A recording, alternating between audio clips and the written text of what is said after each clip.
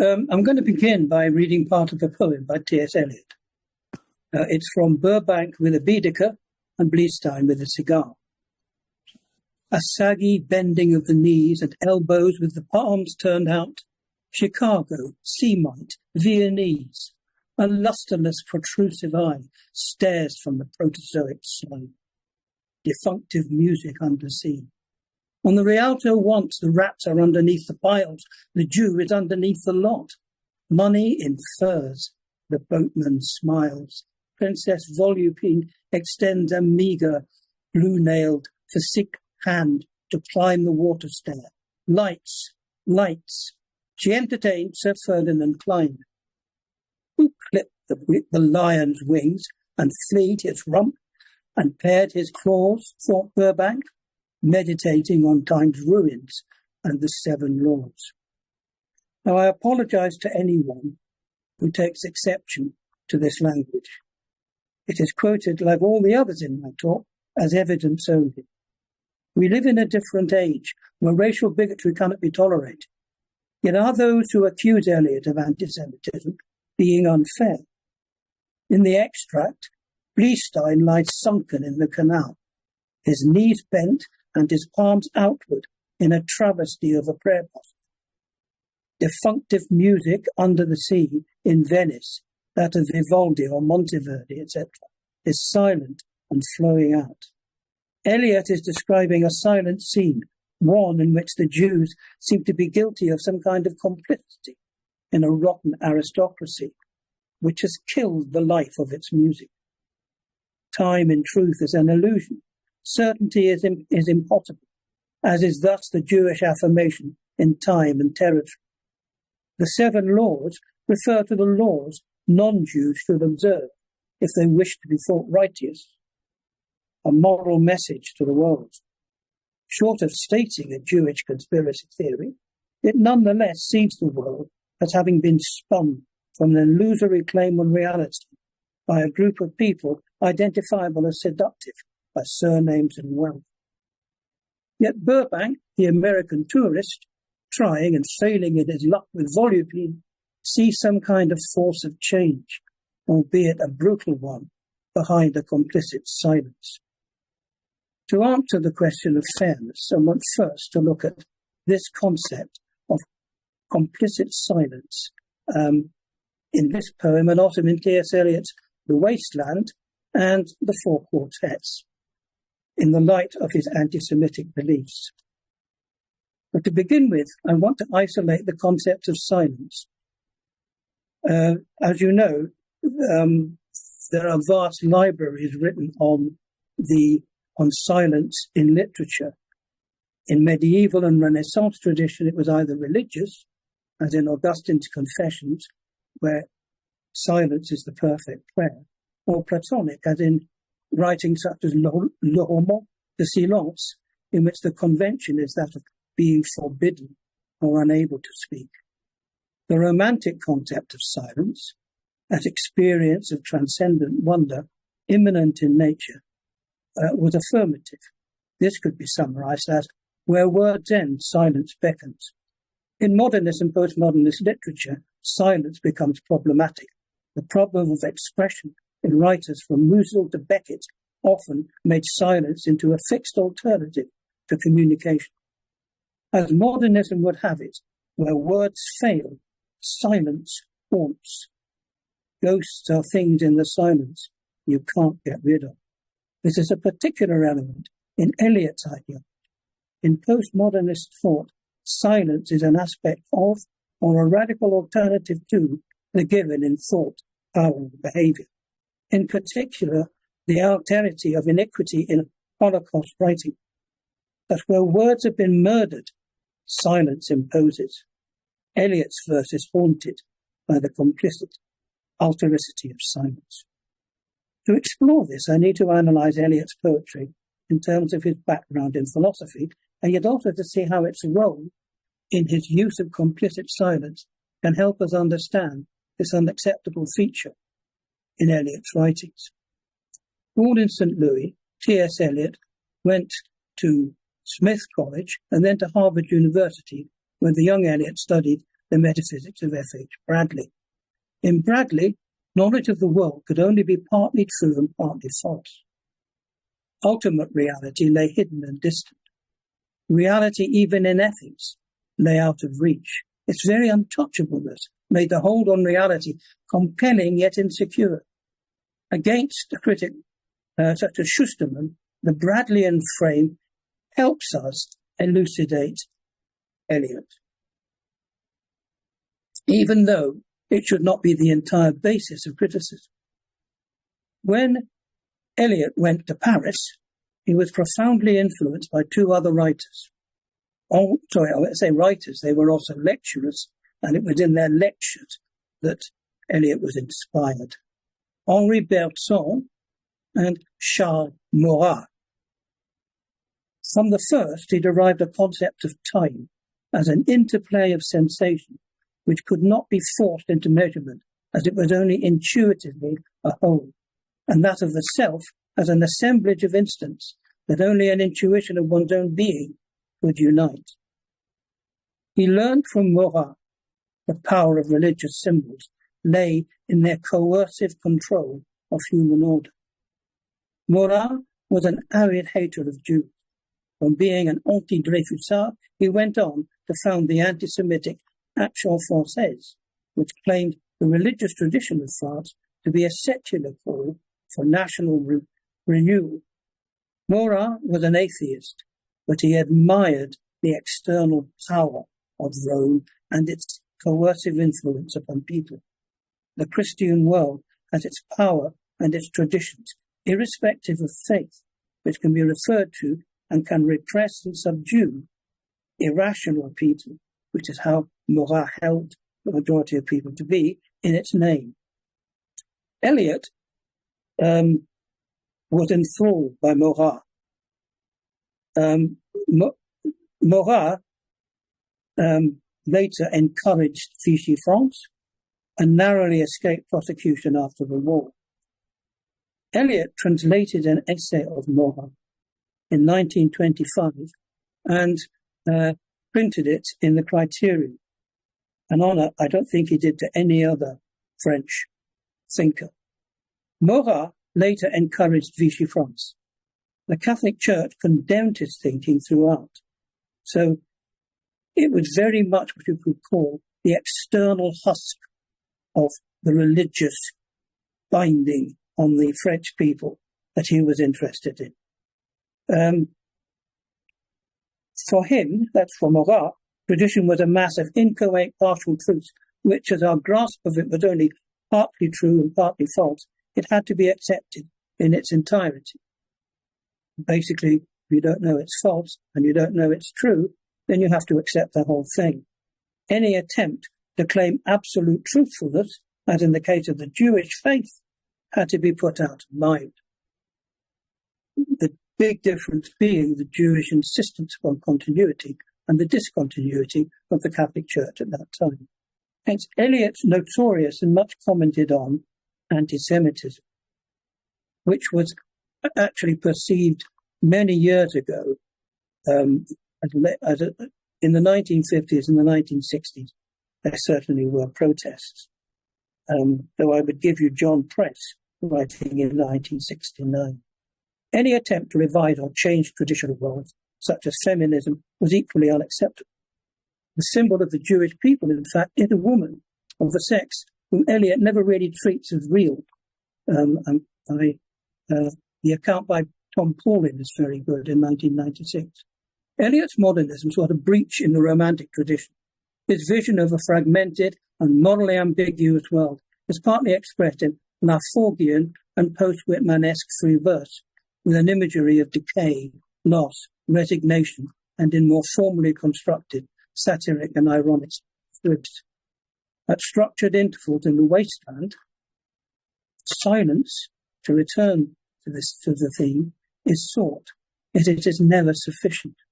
For example, when we came back late from the hyacinth garden, your arms full and your hair wet, I could not speak and my eyes failed. I was neither living nor dead, and I knew nothing, looking into the heart of light, the silence. Here, silence is negative. and witnesses the loss of speech. The lines lead into an allusion from the libretto of Tristan and Isolde by Wagner, Id und leer das Meer, which translates as desolate and void the sea.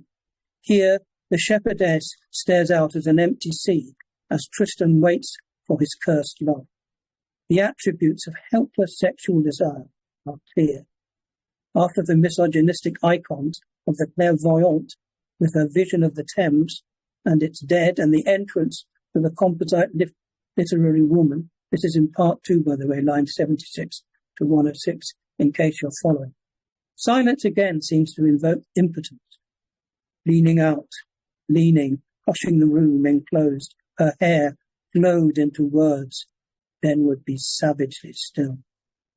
Between semi-autobiographical interludes in London, including a Cockney parody of sexual fertility, the woman, having been visited by the sexually groping hermaphrodite Tiresias, and unwinds into a Wagnerian trio predicting fate. After further transformation of the woman as a virgin and possibly impotent Tudor queen and her favourite, Eliot returns to the wretchedness of its wasteland. If there were only water among the rock, dead mountain mouth of pure carious teeth that cannot split. Here one can neither stand nor lie nor sit. There is not even silence in the mountains. Even the consolation of silence has gone. The woman transformed into what can only be called a Gothic fantasy. The sound of a cuckolding cock again reiterates impotence and sexual failure. Throughout the poem, the references to silence are to a boundary between fulfillment and failure, between desire and frustration. The silence of impotence seems to extend throughout the elegy as allusions to literary traditions silently intertextualize each other. Eliot's concluding use of the concept of silence is still consistent with the concept of a limiting boundary between the control of intellect and the inaccessible ecstasy of fruition. The wasteland is rained on, line 395.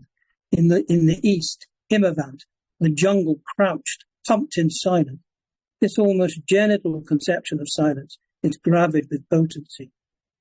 The thunder that speaks from that silence. In their article, Grenander and Rao make it clear that Eliot has changed the usual order in the Brihadaranyaka Upanishad. This is section 5.1. Of the order in the Upanishad is of control, giving, and compassion. But Eliot has giving, compassion, and control. And that last word, I think, is extremely important for me to understanding Eliot.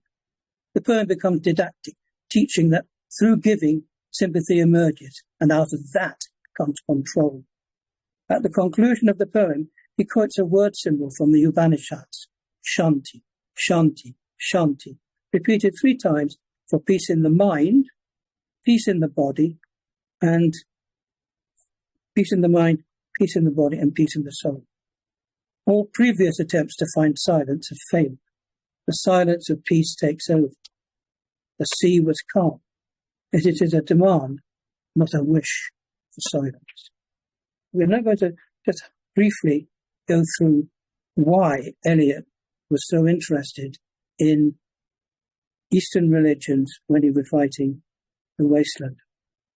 It was typical of his age, in which the Irish poet W.B. Yeats, in his Vision, A.E. Russell, and the Bengali poem Rabindranath Tagore, among others, detached mysticism from its traditional Christian doctrine and used it as imagery in poetry and prose, often independent of belief in the Christian or any god or traditional morality. Aldous Huxley brought this to its ultimate conclusion in his use of mescaline to achieve an alternative level of consciousness, unrelated to religious belief. Eliot's view of morality is derived from Bradley. Morality needs an unattainable unity of its aspects, and in its search for this, it naturally is led into a higher form of goodness. To understand this, you've got to try and think, if somebody's broken into your flat and everything is lying on the floor, you have to look at everything in order to find what you need. And this is what Bradley is saying.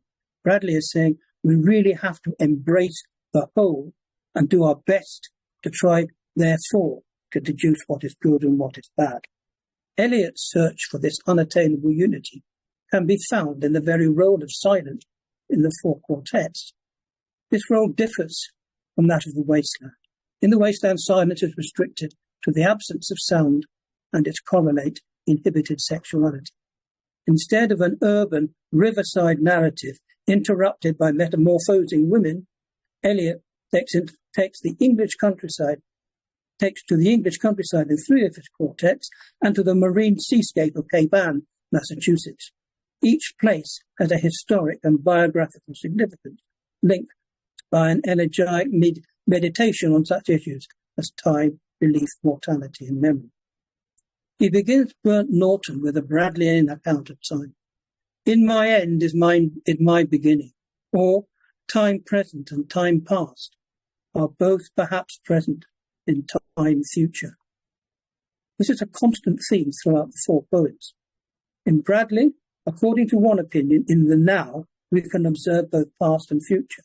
In another, the future is not presented, but is a product of construction, and the now contains merely the process of present turning into past.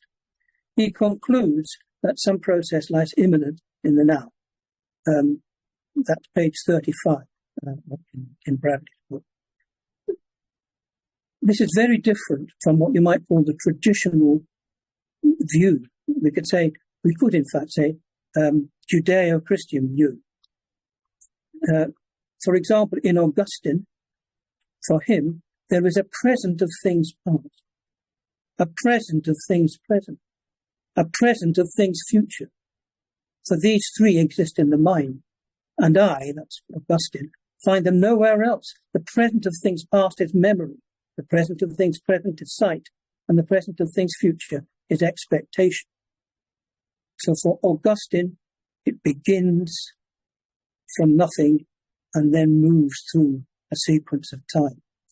Eliot, especially using this perhaps, right? Time present and time past are both perhaps present in time future. This reflects Bradley's eclectic doubt about the nature of reality. There are many immanent voices of silence in the four quartets. Words move, music moves, only in time, but that which is only living can only die. Words after speech reach into the silence. Only by the form, the pattern, can words or music reach the stillness, as a Chinese jar still moves perpetually in its stillness. Here silence is no longer the inhibition, but the cessation of words in death. The Chinese jar defamiliarizes Keats's Ode on a Grecian Urn. Keats, normatively romantic, still an inheritor, would you could say, of the Judeo-Christian tradition, in his Ode on a Grecian Urn, he summons stillness into everlasting life, not mere motion, forever panting and forever young, all breathing human passion far above. That's a quotation from Keats. Eliot, in contrast, seems satisfied with abstraction, which, as Bradley proposed, is necessary, even though ridiculous when taken to exist. It is implacably anti-Christian, in the Maurasian sense that it takes the surface of Christianity, but completely changes the underlying belief. And it certainly is no defense against anti-Semitism. Judeo-Christian faiths conceive the human soul as beginning from nothing and passing through life to meet God outside life. Time does not stand still, even in Christian mysticism, and certainly exists. In his Coker, after a description of a house and a village which follows on from an Eliotesque invocation of timelessness, he again conveys silence as stillness in this tremendous line. The dahlias sleep in the empty silence, wait for the early hour. Dahlias are mandala-shaped flowers with wide petals in a silent motto which cannot survive frost. They are thus time-bound, yet seem round and fixed. The empty silence is a simple cessation of sound. After a pastoral interlude in which sexuality is placed in the context of fertility rites, the silence returns. Dawn points, and another day prepared for heat and silence. Out at sea, the dawn wind wrinkles and slides. I am here or there or elsewhere in my beginning. The heat and silence also relate to escapism and abstraction. The reality of death, however, is no abstraction, despite being a limit or a border to negation. Section 3 of East Coaster is an extended meditation on death, yet it concludes with what seems to be the underlying preoccupation of the quartet, which summoned and then denies death as extinction in time, in my beginning. Here, silence signifies an escape from locality, which is feared. And it's this powerful escapism that gives Eliot's verse its magical power. Or as when an underground train in the tube stops too long between stations and the conversation rises and slowly fades into silence, and you see behind every face the mental emptiness deepen, leaving only the growing terror of nothing to think about. The terror of being located in an exact space and time is conveyed in loping, Whitman-esque lines. Nothingness rather than death or impotence might seem to be the problem posed in the four quartets. Escapism is repeated in the conclusion to section 3, and where you are is where you are not. In the dry salvages, the probing of nothingness recurs 3 times. Firstly, in the shift from praise to fear in the sea voyage, and under the oppression of the silent fog. A bell is rung by an ancient determinism, reminiscent on Blindstein. He goes on to cry, where there is an end of it, the soundless wailing, the silent withering of autumn flowers, dropping their petals and remaining motionless, where there is an end to the drifting wreckage, the prayer of the bone on the beach, the unprayable prayer at the calamitous annunciation. And after the section which invokes being out of control at sea, in a drifting boat with a slow leakage, silent, listening to the undeniable, he raises the cry again to answer it. There is no end of it, the voiceless wailing, no end to the withering of withering flowers, to the movement of pain that is painless and motionless, to the drift of the sea and the drifting wreckage. The bones' prayer to death, its God, only the hardly, barely prayable prayer of the one Annunciation. Silence, as the voiceless or the soundless, is here the cold pace of determinism. Bradley, Marat, and Bergson could only treat freedom out of paradox and leave it undefinable. Eliot is objecting that his own destruction and the reduction of the world to silent nothingness is a threat to the meaning of his life. Neither of his 2 teachers could offer any help. Yet the climax of the poem is in section 3 of the Dry Salvages. It could be argued that Marat, Bradley, and Bergson all had a place for some generic religion in their thinking. Belief as truth is out of the question, but a generic awareness of religiosity is very much what Eliot welcomes. For Eliot, consolation was to be found in the section of the Mahabharata known as the Bhagavad Gita. Here the Hindu god becomes man. Krishna admonishes the hero, Arjuna, for despairing of his military problems. The passage referred to is 247. Seek to perform your duty, but lay no claim to its fruit. Do not be the producer of the fruits of karma, neither shall you lean towards inaction. The Lord wants Arjuna not to be motivated, yet to be constantly active. This is the contradiction Eliot poses to the wayfarers. It defies nothingness by seeking the negation of desire. If you do not want the fruits of karma, then you do not desire earthly things. The fact of death is irrelevant so long as you pursue your vocation with the purest motive, then extinction is no terror. After an invocation to a feminine figure, who by association could be the Christian Mary, though Eliot's commitment to fertility has troubled previous annunciations, Eliot prayed in resignation with a life of significant sorrow. He begins the final quartet, Little Giddy, with an evocation of a religious community, or one should say, the constitution of silence. The silence of the dead can be breached. These men and those who oppose them and those whom they oppose accept the constitution of silence and are folded in a single party. Through respect for tradition, extinction is negated. The silence of the dead becomes a merging of good and evil in a single party. This authoritarianism, together with its mentor's theories of time, does not make for clear Hindu or Christian. Eliot has already explored the constitution of silence in Gerontium. Eliot assumes the guise of a dying civilization. An old man in a dry month, here I am, an old man in a dry month, having played no part in classical or romantic heroism. His house is decayed.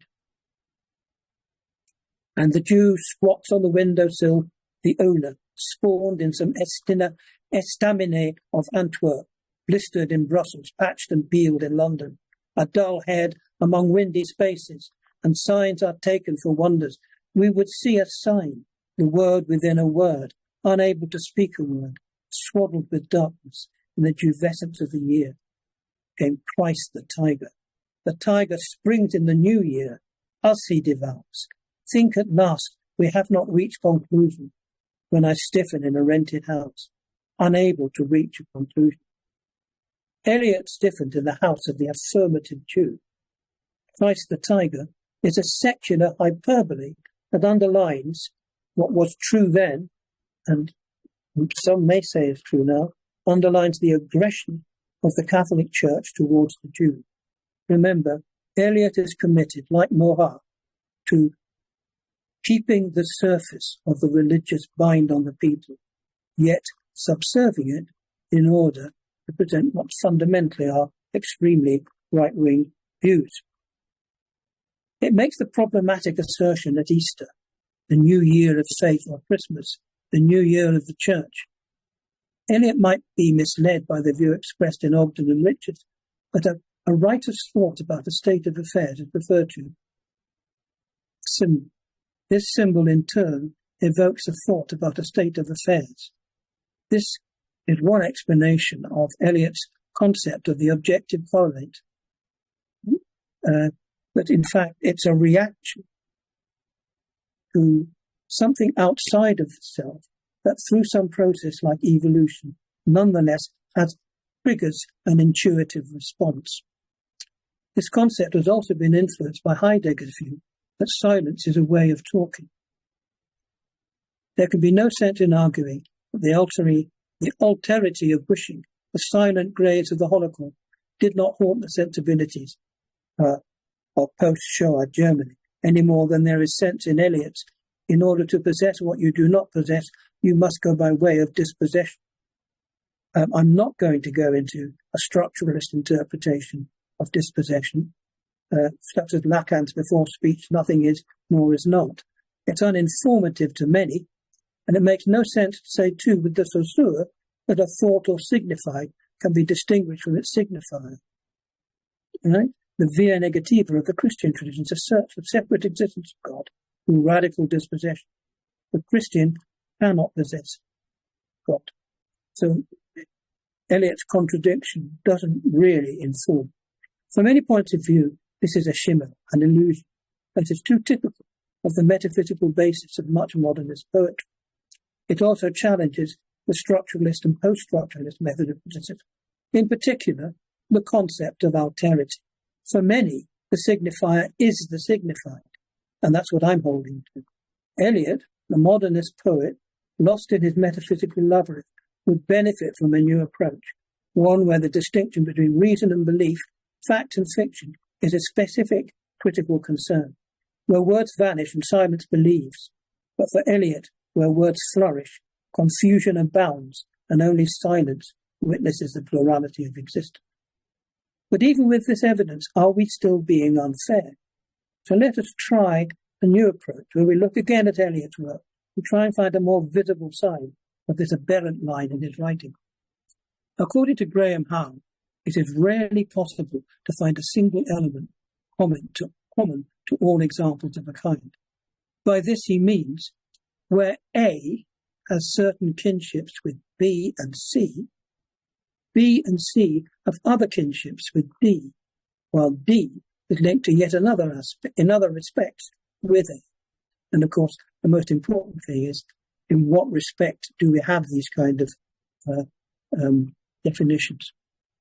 What he means is that the extent of any literary characteristic is such that it cannot be a complete explanation.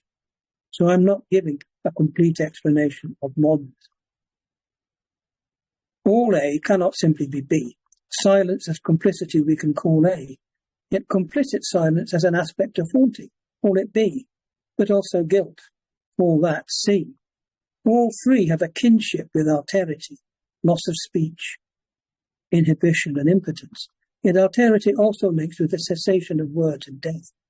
Back to A again. This time complicity as death seems no longer an aspect of sterility, but of resignation. Yet some E extends silence to stillness that signifies an escape from locality, which is feared. We end up with the cold pace of determinism in a way of talking about silence. Yet we can lose the line of argument in a plethora of examples. So we also need a template that defines these examples of modernism. So I'm now going to go on just to treat modernism in general. Both the comparison and the definition only extend as far as they are meaningful. The Tate Gallery defines modernism as a deliberate rejection of the styles of the past, emphasizing instead innovation and experimentation to create artworks that better reflected modern society. The Merriam-Webster gives two definitions: a tendency in theology to accommodate traditional religious teaching to contemporary thought, and especially to devalue supernatural elements, and modern artistic or literary philosophy in practice, especially a self-conscious break with the past and a search for new forms of expression. All three definitions, called A, B, and C, have limited but important applications. In a way, they all apply to T.S. Eliot. They can be made more real by example, whose values can be brought to bear on the definition, or they can be narrowed, provide a template to decide whether a work fits the frame or to provide. Either way, limits should be respected if the exercise is going to work. Too narrow a template will restrict argument. I.A. Richardson's criticism of pure art value is well expressed.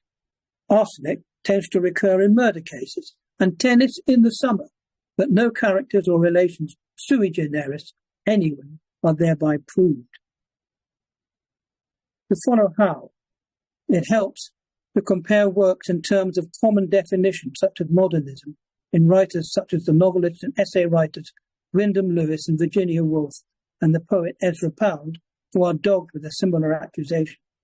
It is best to compare poet with poet.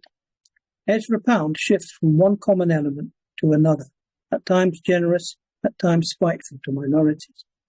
The comparison helps us to define Eliot's anti-Semitism, but it should not exonerate Pound. If the Wasteland and Hugh Selwyn Morbely, are compared in terms of modernism, then both the exemplary and the template concept can be used to illustrate and contrast, or applied as a template to limit and define. A common feature to both the above definitions is the past and its rejection. Both poems are centered on the past as dead, in both the real and the metaphoric sense, hence deceased and redundant. Both poems use the concept in both senses at the outset. For 3 years out of key with his time, he strove to resuscitate the dead art. This is from Hugh Selwyn Morbely by Pound. Then, in contrast, April is the cruelest month, breeding lilacs out of the dead land, obviously from the wasteland. For Pound, the past resists resuscitation, and hence is both useless and deceased. For Eliot, lilacs, as a plant of easy growth, represent a redundant expression of deceased matter. It is also a mention of Easter Day, which often happens in April. It is a negative comment on Christianity. This is not the only reference. Pound's Dead Sublime, the romantic concepts, moral excellence, or Burke's power to compel and destroy, are both redundant, including the Judeo-Christian ethos. Both poets refer to Christian concepts as redundant. Christ follows Dionysius, and even the Christian beauty defects. This is from Morley. Eliot's colours, lilac, violet, and hyacinth, have been read as Lenten by Brooks. April, as well as being a frequent time for Easter, was also the month of Lincoln's death.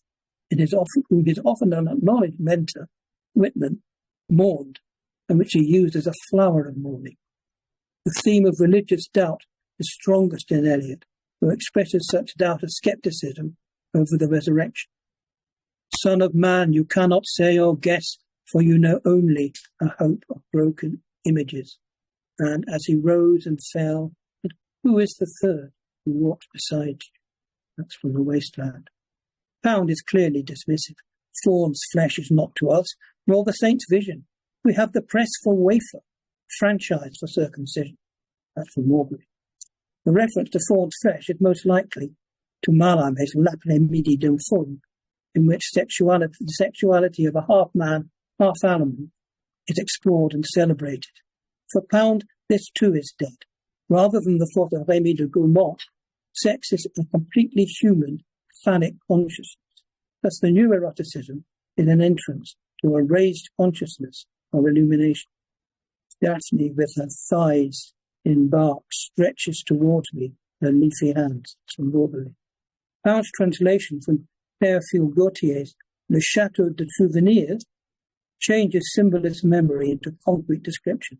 The metamorphosis is continued in the stuffed satin drawing room of Lady Valentine's commands.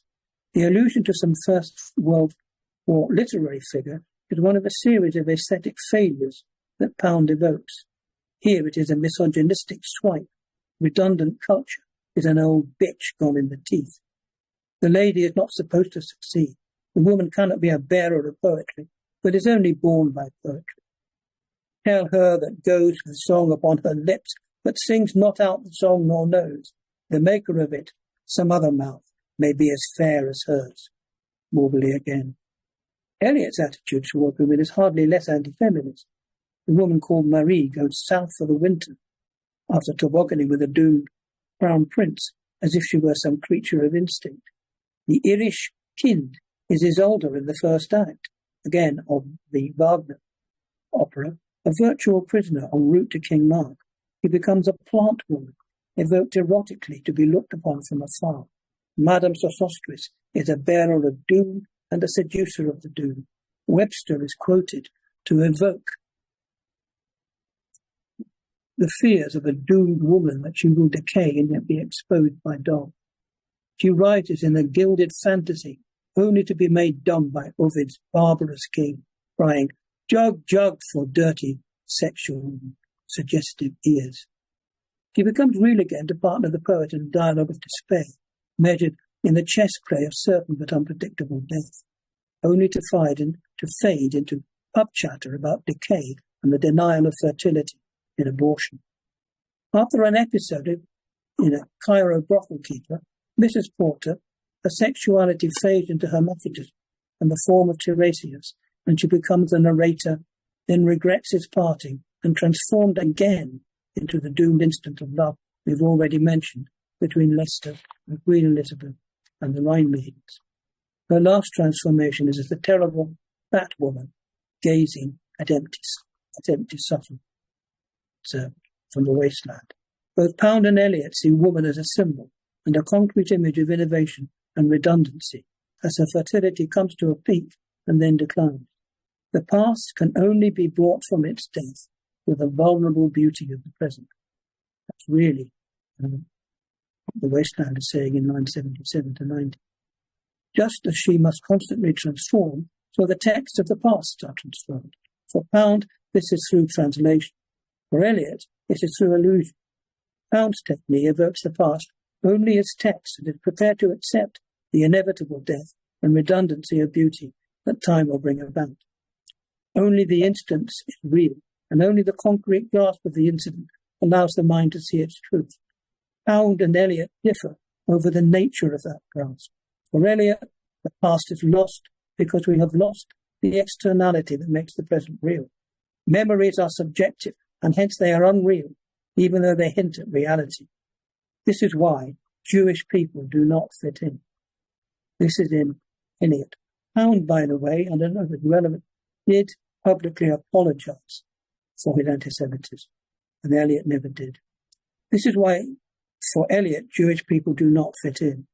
In Sweeney Among the Nightingales, the silent vertebrate in brown contracts and concentrates withdraws. Rachel, nay Rabinovich, tears at the grapes with murderous paws. She and the lady in the cape are suspect, thought to be in league. Therefore the man with heavy eyes declines the gambit, shows fatigue. The Irish hero figure, or demon barber, is in a brothel, a fictionalized externality that denies maternal succession, which is symbolized in the figure of Rachel, an Old Testament matriarch. She has failed intercourse with a man of color. So, of course, the succession and descent is vital to the Jewish understanding of Rachel, which is another denial of biosuccession, and withdrawal, which is a very deliberate allusion to what used to be called the method of withdrawal in birth control. There was a racial slur in referring to the man as vertebrate. In revenge, the Rachel figure satisfies herself with the grapes he has bought. Their colonial origin masks the claim that grapes are in fact Jewish holy fruit. Note his implicit silence. This is typical of Eliot's ideological defamiliarization of myths. Her claws are murderous because of the blood guilt associated with the racial myth of murder, as you will find in the Prioress's Tale by Chaucer. The claws symbolize the inheritance of myths of cruelty. Her surname can only mean, in Slavic, the son of a rabbi. In Genesis, her rival Leah was disguised in order to be the first to marry Jacob. She is the prostitute in the Cape. The scriptural Leah brings about God's will despite her deception, but a shattered culture is too weary to be bothered. For Pound, each instant vanishes, but the memory can relight the past by transforming it into the present. For Pound and Morbely, it is impossible to be objective, so long as the first person, disguised as third-person narrator, turns himself into the overt third person and retraces the same steps as the first narration. Thus the structure of Morbely is doubled over, an autobiography transformed into a biography. For Eliot, the narrator can only try and absorb the objective into the subjective, hence the figure of Tiresias. Thus the structure of Wasteland is that of a narration constantly transforming the subjective into the objective correlative, as a symbol that triggers an intuitive response. The theme of anthropological investigation through myth is frequent in Eliot. His most ironic references to Jessie Weston and her interpretation of the Grail theme have been taken by some, such as Cleves, Brooks, and Cox and Hinchcliffe, as the mother cell from which the meaning of the poem can be deduced. Yet this use of myth is only a smokescreen, putting any faith on the level of myth. We must remember what Howe tells us here, where A has certain kinships with B, and B and C have other kinships with D, while D is linked with other aspects with A. The Grail legend has certain kinship with the theme of death, and the theme of the struggle to live and be fertile. Yet the death and rebirth themes have little to do with the Grail legend, but is more concerned with healing. The Wasteland is a poem about the failure to heal, and it also has a kinship with the theme of disintegration, yet manages to succeed in creating a whole through a narrative consistency. The narrator in The Wasteland refers to actual events and not mere symbols, though these denoted events have a symbolic meaning as well, as the progress of Eliot shows from Morris in the 1954 through to modern studies. In Pound, here there is no unifying mythopoeic anthropology, but detached, if not mocking, social commentary Different literary types appear and disappear, but the commentary tapers into a myth of dying and being dragged back into life by impersonal forces. Both poets seem to maintain an attitude of real despair that the aesthetic beauty of the past is no more, and that reality is only to be found in texts, not utterances, and that the supernatural is either inaccessible or non-existent. The bridge between the dead past and the living present is thus the author. The author brings the dead text, such as Gautier or Elizabethan dramatists, into life through allusion or translation, both of which can be understood as a kind of metamorphosis. He brings the lives of dead colleagues from the past by recreating them in commentary. Yet the authority of the author himself is also questioned. Eliot does this by slipping from persona to anti-persona and witnesses positions and impetus. Pound does this by creating a double take in which the author is fragmented in the effort to distance himself. The authors both die to bring about the end of the narrative. For Pound, the mock Gallic Ode pour l'élection de son sépulcre hints at a final testament. In The Wasteland, the pretentious quotation from Petronius, in both Latin and Greek, hides the image of a soothsayer Sibyl, whose withered state wants only death. Death haunts the authorship of both. Eliot dissolves into the hypocritical reader in the first section to be rubbed out, Hamlet-like, by a publican calling time in the second. In the third section, the author is plucked out privately by Buddha. In the fourth section, he is extinguished as a witness to drowning, entering the whirlpool. In the fifth, the author vanishes into timelessness. Pound strives to resuscitate the beautiful from its death, yet witnesses the first war dead. Wastage as never before. The deaths of poets such as Lionel Johnson parallel Mobley's own death as an irrelevant aesthete, being but this over-blotted series of intermittences to harden into a stone-eyed medallion. Authorial deaths are a defining feature of modern. As Barthes has written, the author dies because, like the contemporary scientist, the experimental work is shared collectively. The author dies because his omniscience is shattered by a multiplicity of meanings, which the reader, not the writer, decides. Yet more radically, the modernist author dies because his analogous role as a creator has already been supplanted in the supplanting of God by secularizing thinkers such as Nietzsche or Freud. There is no fixed universal gaze that the author can appeal to. In Morbely, the author is mildness amid the neo-Nietzschean clatter. In The Wasteland, the author is a mere witness, and they ask me in to dinner to get the beauty of it hot. That's from The Wasteland. Yet these blows are contingent injuries to the author. The fundamental point is made by Barthes. Once an action is recounted for intransitive ends, and no longer in order to act directly upon reality, the voice loses its origin. The author enters his own death, and writing begins. The fixed inertness of writing is distinct from the active deaths of friends in war, and the suffering of the world caused the dying Pound author to a minimal confession. I was, and I no more exist, here drifted, a hedonist. Aubrey. In The Wasteland, the Eliot author narrates his death through the giving away of light, solicitors breaking seals, empty rooms, etc. By this and only this we have existed, and confesses is minimum. These fragments have I shored up against my ruins. This concept of an action justified for the sake of what it preserves underlines the sinister anti-Semitism of both authors. For Pound, the heavy memories of Horeb are inadmissible. That's the poem, the Brenbaum section of Morbely, are inadmissible as no trace of any supernatural activity affects existence, shown only when the daylight fell. Thus the entire Hebrew belief of a divinely chosen country is inadmissible and can only be kept in existence through fraud. Brenbaum, the impeccable.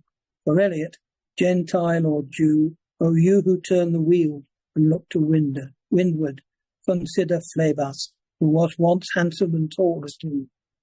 Resurrection is an illusion, and traditions that claim a supernatural reality are too weak to preserve the only true sublime which is the contemplation of beauty in artistic creativity.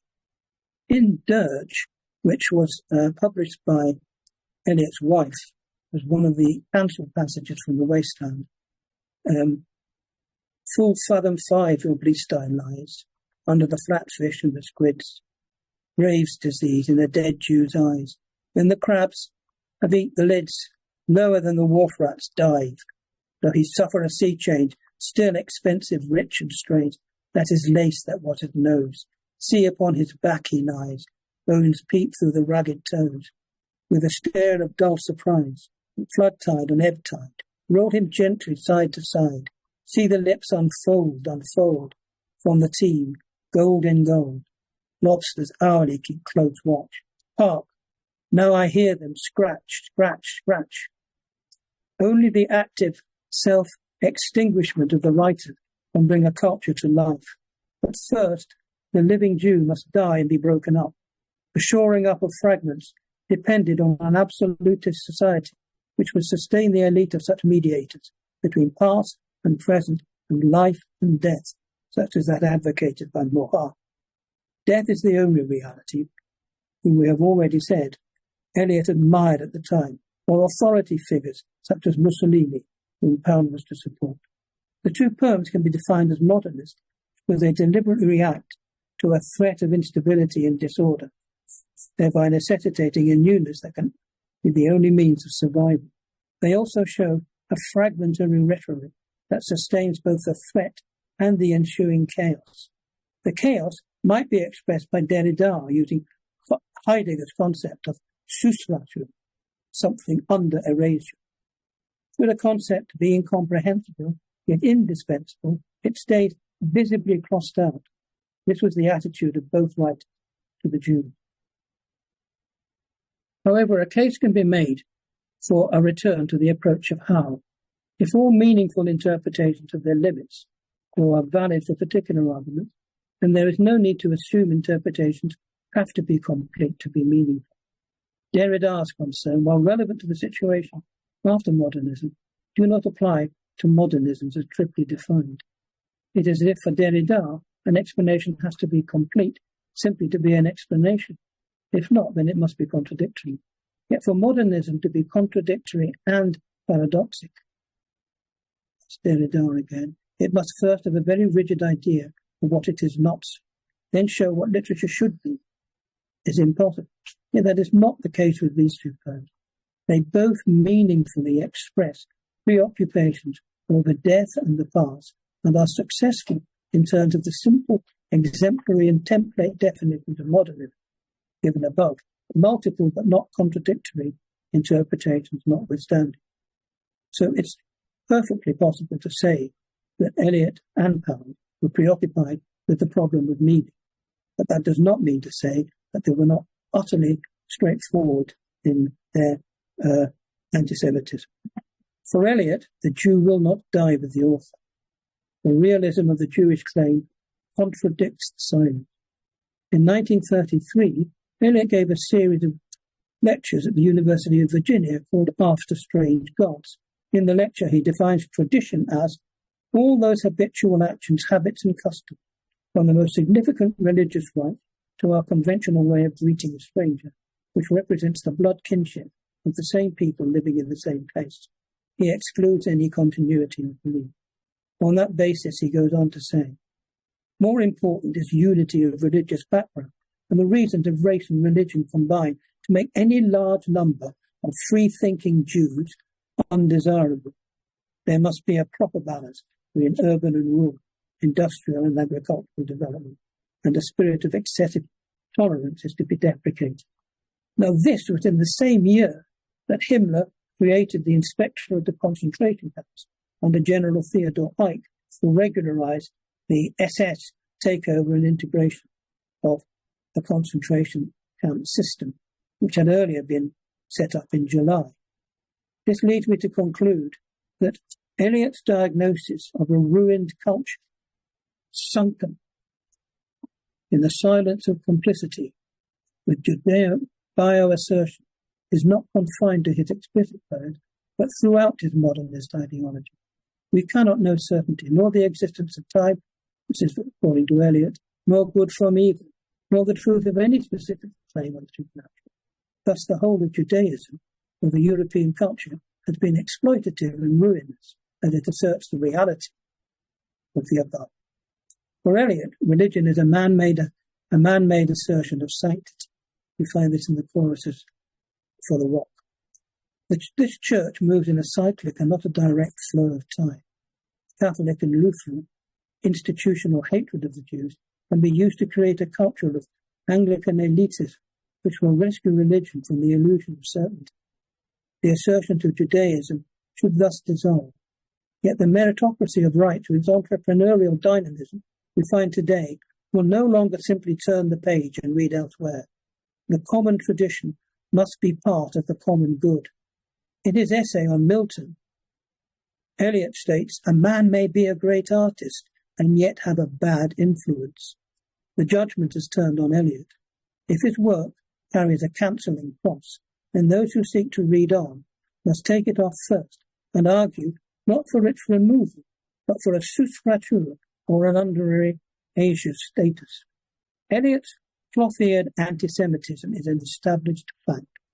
Yet for Eliot, facts are merely points of attention. Antony Julius, who exposed Eliot's faults from a non-academic point of view, had difficulty finding a publisher to pay attention.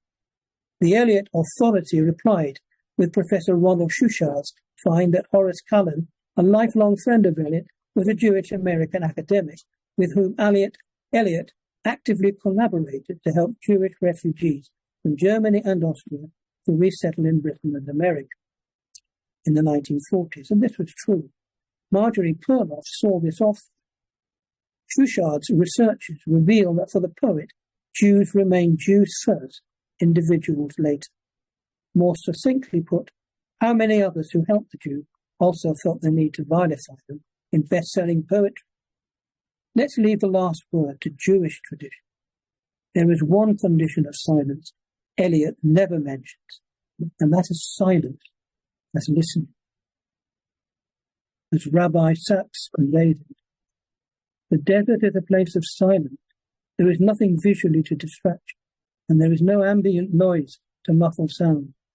To be sure, when the Israelites received the Torah, there was thunder and lightning and the sound of a shofar. The earth felt as if it were shaking at its foundations. But in a later age, when the prophet Elijah stood at the same mountain after his confrontation with the prophets of Baal, he encountered God, not in the whirlwind or the fire or the earthquake, but in the kol demamah, dakar, the still, small voice, literally the sound of a slender silence. I define this as the sound you can hear only if you are listening. In the silence of Midbar, the desert, you can hear the Medab, the speaker, and the Medabar, that which is spoken. To hear the voice of God, you need a listening silence in the soul. This I do not find, dear Eliot. Thank you very much.